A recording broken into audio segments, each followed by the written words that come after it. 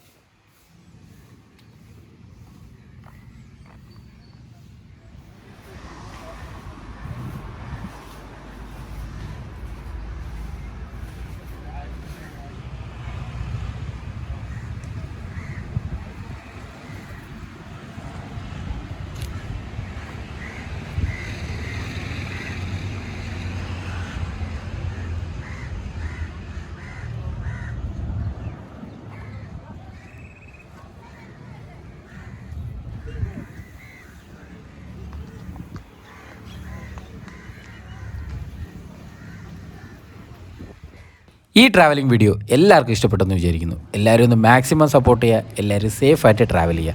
അടുത്തൊരു നല്ല വീഡിയോ ആയിട്ട് വരുന്നവരെ എല്ലാവർക്കും ബൈ.